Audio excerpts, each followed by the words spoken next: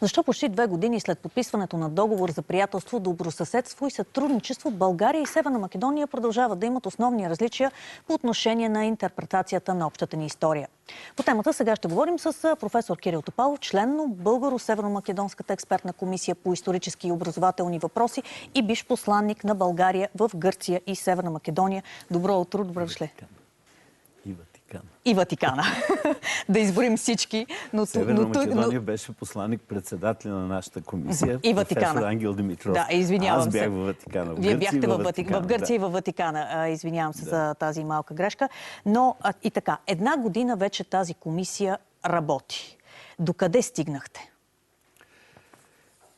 Стигнахме до изясняване на някои от спорните въпроси, до началото на разглеждането на учебниците, особено що се отнася до античността и средновековието. Стигнахме до споразумение по някои от основните въпроси и все още се борим да се споразумеем и по останалите. Коя е ябълката на раздора? Гоце Делчев ли се оказа? Не само Гоце Делчев. Гоце Делчев е една от основните фигури, върху които македонизмът изгражда своята идентичност, в което има един парадокс, един абсурд. Мисля, че го казах веднъж и то може би беше по националната телевизия.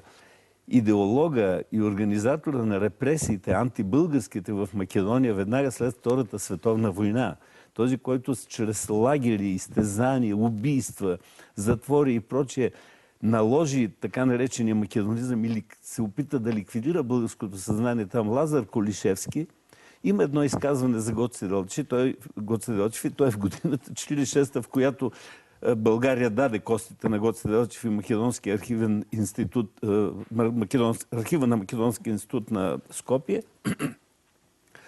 Лазар Колишевски казва: Гоце Делчев е един българин без значение за освободителните борби. Значи дори той, бих го нарекал кръволока на македонизирането на Македония и на ликвидирането на българското съзнание там, не е допускал, че някога може да се стигне до такава фалшификация, до такова невероятно нещо, че Гоце Делчев да бъде превърнат в знаме на македонизма и да бъде тотално откъснат от връзката си с България. Гоце Делчев се нарича винаги българин. Гоце Делчев е роден в екзархийско селище, това е Кукуш, учил в екзархийско българско училище, бил учител 2 пъти или 3 пъти в такива училища в Щип, в Банско, където е преподавал български език и литература. Гоце Делчев винаги се наричал българин и се е борил за българска кауза на Македония. Но сега всичко това нещо е скрито, всичко това нещо е заличено в Македония и Гоце Делчев е знаме на македонизма. По-голям абсурд от това трудно може да си представи човек. Знаете ли, много ми е интересно как преминават заседанията на вашата комисия. Когато излизате с всички тези доказателства, едно от които е неговото лично самоопределение, какво ви отговарят от другата страна? Ами обтекаемо. Те не отговарят конкретно никога. Обтекаемо отговарят. Не, Гоце Делчев е македонец, той се е борил за Македония. Това са фалшификации на българската история. А какви доказателства те ви представят? Нямат доказателства. Доказателства са така една словесна атака, с която ти виждаш, че понякога заставаш срещу стена, която не можеш да пробиеш, от която думите ти се връщат обратно. За съжаление го има това нещо. Тоест ние боравим с доказателства, с извори. И за средновековието, и за периода вече от по-новата история, от част от която е Гоце Делчев, те боравят с щампи, които са им наложени още от ранните детски години. Вижте, не трябва да забравяме, че в Македония вече растат 4 поколения най-малко след Втората световна война, които още от най-ранните си детски години се образоват и възпитават в това, че те нямат нищо общо с България и с българите, че те са македонци, че българите винаги са били техни врагове. Как започва първи урок за България в техните учебници за най-малките класове. Българите са едно номадско племе, което се е занимавало с грабителство, а по произход е татаро-турско-монголско. Значи в едно изречение има 3 определения за българите като татаро-турци и монголци, че са занимавали с грабителство и са били някакво номадско скитащо племе. Докато Македония съществува още от времето на Александър Велики, че и преди това. Вие знаете ли, че последния път, като бяхме в Скопие на заседанието, нали, штракаме телевизии, така любопитно е да видим техните телевизии. Там има една телевизия, на която логото е, както ние се шегуваме, че македонците казвали луно, землю македонска, логото на тази телевизия е Слънце, само ти си по-стар от Македония. Когато един народ се възпитава така, какво искате от неговата интелигенция? Предлагам ви да се пренесем именно в Северна Македония, където е журналист Владимир Перев и да чуем какви са реакциите на местно ниво. Добро утро! Добре дошли, макар и виртуално, в нашето студио. Какво се говори там? Добро утро. Първо, дали се чуваме там в студиото? Чуваме се перфектно. Отлично. Значи, първо благодарим на поканата и преди всичко да поздравим господина Топалов от мене и ние, кои не се познаваме, и от неговия добър приятел в Македония, бившия посланник на Македония в Ватикана, Звонимир Янкуловски. Той казва, че са били винаги добри приятели с господина Топалов, винаги добре са се разбирали около македонския въпрос. Значи, това е първата работа. Второ, положението в Македония. В Македония нищо не се е променило от това, което го знаем от преди 50, 60, 70 години. Нищо не се е променило в риториката от това, което пише в тогава единствения македонски вестник Нова Македония от 47-та, 8-та, 9-та година, па до днес пак почти тая Нова Македония, айде тя вече не е толкова ригидна, но по порталите и по сайтовете можете да чуете неща, които звучат како да са написани в 50-тите години. Македония е постоянно общо заблуждение. Да кажем, случаят е вчера на една телевизия с национална концесия на ТВ Алфа говореше Виктор Канзуров и когато каза, че той се чувства за българин, водещата му каза, защо не си заминеш за България? Обаче тя това може да му го каже на Виктор Канзуров, на един българин. Не може и може мене да ми го каже евентуално. Да кажем, не може да им каже на албанците, заминете си в Албания. Не може да им каже на сърбите, които дошле вчера, от преди 30 години, 40 се тука, заминете си в Сърбия. Тя това може да го каже на един да си замине за България, който се чувства българин. Сега въпросът е защо може това. А защо сега може това? И въпросът да се търси в София, в инертността. 50-60. София е виновна, че един журналист казва на друг човек, ами щом се чувствате българин, отидете си в България, така ли? Да, така е. Защо София е виновна?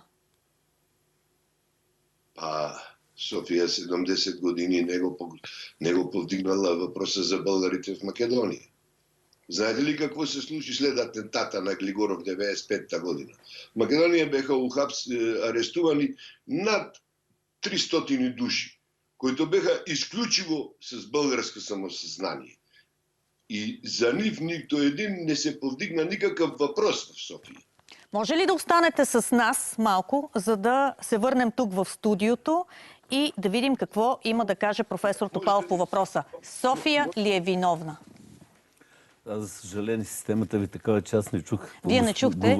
Въобще Перев. с няколко думи ще обясня. Да. Владимир Перев каза, когато един човек тук каже, аз съм българин и дори журналист по национална телевизия каза, ми ходете си в България. Тогава това не се случва с никакви други етноси, примерно албанци или сърби или така нататък. И той казва, София е виновна заради инертността. Вижте сега, София в момента не може да реагира така, както на много хора в България им се иска. Почтено или непочтено им се иска, София отведнъж да реагира драстично и примерно да затвори пътя на Македония към Европейския съюз, защото за София не е без значение дали Македония ще поеме пътя към Европейския съюз или към Евразийския съюз. Да не казвам друг съюз от миналото, който не е престанал фактически да съществува. Тоест за нас е по-важно, отколкото за Гърция, Северна Македония да е част от Европейския съюз. Абсолютно с нищо, само със своя национален или дори би го нарекал и националистически интерес. Гърция с това се съобразява. Добре, къде е баланса между всичко?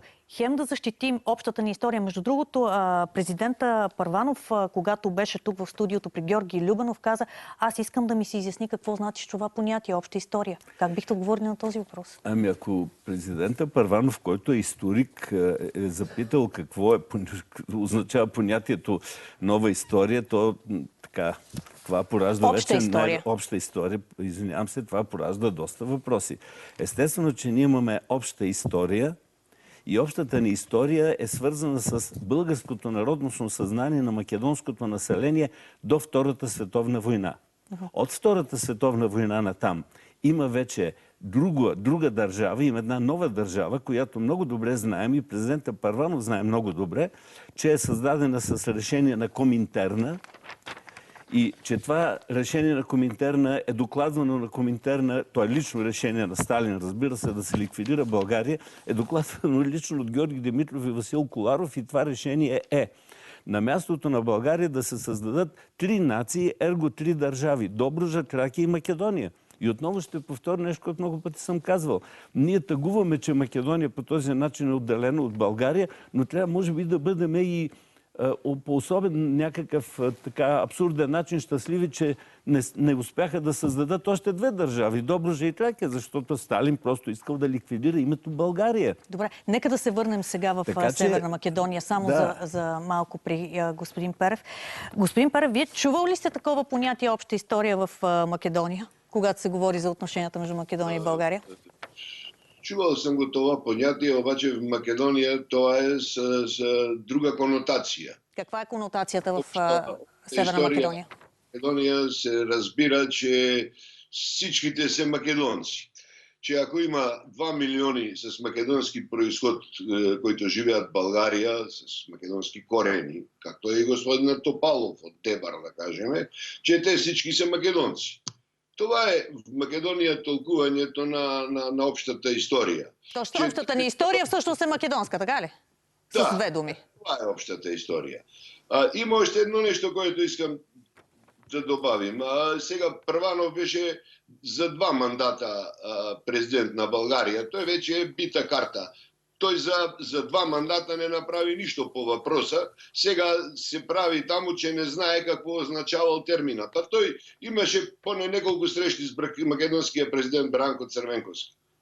Добре, да продължим по-конкретно. Какво се говори в момента специално за Гоце Делчев и как ще се изясни този въпрос с общата ни история, ако можем така да го кажем? Какви са реакциите в момента по медиите, освен това, че ти казват, ако се чувстваш българин, ми ходи си в България?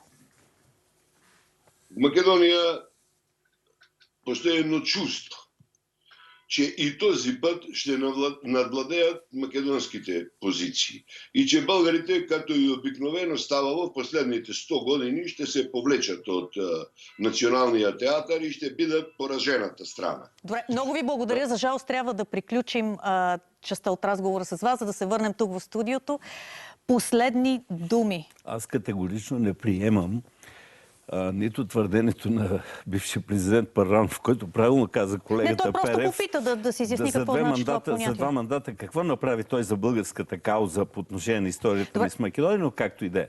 Значи нито на него, нито неговите твърдения, нито на други така крайни твърдения за това, че комисията е безсмислена, че комисията не работи, нищо подобно.